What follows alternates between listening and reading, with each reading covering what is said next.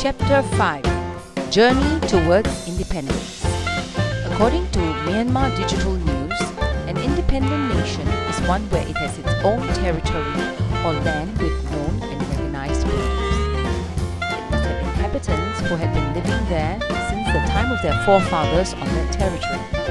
It must have its own government elected from among its citizens. It must have absolute power within its territory, and it must have the ability and right to decide its own policies. Before Singapore was independent, it was ruled by the British. This means they decide how to run the country and execute the plans on behalf of Singaporeans. This arrangement suited Singaporeans who were more concerned with how to make ends meet. However, many felt differently about being ruled by other countries after realizing that their needs regarding safety, security and resources were not being met. They realized they had to govern their own country after World War II. During World War II, Singapore was conquered and occupied by the Japanese Empire from 1942 to 1945. People wanted to protect Singapore, but they were not trained for combat, and the British could not defend Singapore. Many people lost their lives. The surrender of the British was a shock for many Singaporeans, as they had thought the British had a strong and powerful army. Singapore was captured on 15 February 1942. Singapore was renamed Siu Nam Toh. People suffered under Japanese rule. Many people were killed and there was not enough food. They suffered ill health and faced constant physical danger. Those who worked against the Japanese were tortured. We commemorate Total Defence Day every year on 15 February. During this day, Singaporeans are reminded to defend their country against all forms of attack, both military and non-military. Total defence comprises military, civil, economic, social, digital and psychological defence.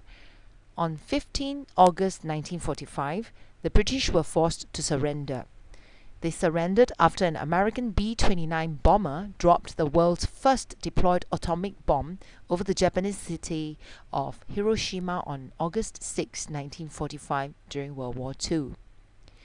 The explosion wiped out 90% of the city and immediately killed 80,000 people.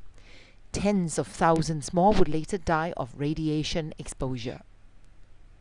On 12 September 1945, the Japanese in Singapore formally surrendered to the British at the municipal building now known as City Hall. While people were glad the war had ended and welcomed the British back, they also knew that the problems that plagued them after the war had to be solved. They felt that the British were not doing a good job. They realized they needed self-government. The British allowed more and more locals to be voted into the Legislative Council to plan and enact laws. Political parties were formed to allow people to vote for them. David Marshall, a lawyer, founded the Labour Party and won the elections in 1955. He was made the Chief Minister, and his job was to work with the British governor to run Singapore. He sought greater control for Singapore, but it did not work out. Lim Yew Hock took over as Second Minister in 1956 and continued to ask the British government for more control of Singapore. In 1959, voting in an election became compulsory. 10 political parties took part. The People's Action Party won the elections. The founding members of the party comprised political activists from the 3 main ethnic communities of Singapore, and included personalities such as Lee Kuan Yew, Toh Chin Chye, Goh Keng Swee, C.V. Devan Nair, S. Rajaratnam, Abdul Samad Ismail and Fong Swee Suan. Singapore had control over many areas of the island, except in defence and foreign relations. They had control over housing, healthcare, law and labour, and trade and industry.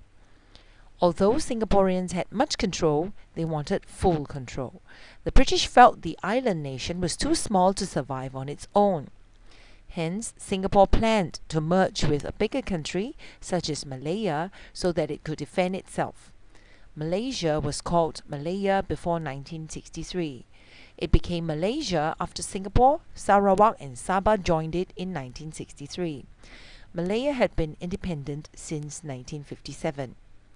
In 1961, the president of Malaya, Tunku Abdul Rahman, visited Singapore and suggested merger. Prime Minister Lee welcomed the idea. As some Singaporeans were not convinced, the issue was voted on. PAP won the support of the people and Singapore became part of a new country called Malaysia on 16 September 1963.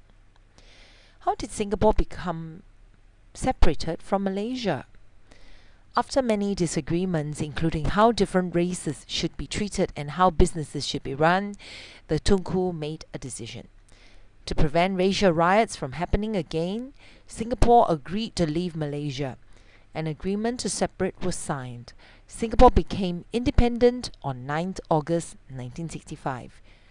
The structure of government changed after Singapore became independent. The journey was a tough one, but the government worked hard to ensure progress was made to build up Singapore's economy.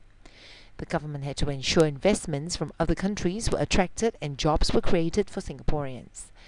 The city was also cleaned and developed into a garden city. Progress continued until it became the Singapore of today.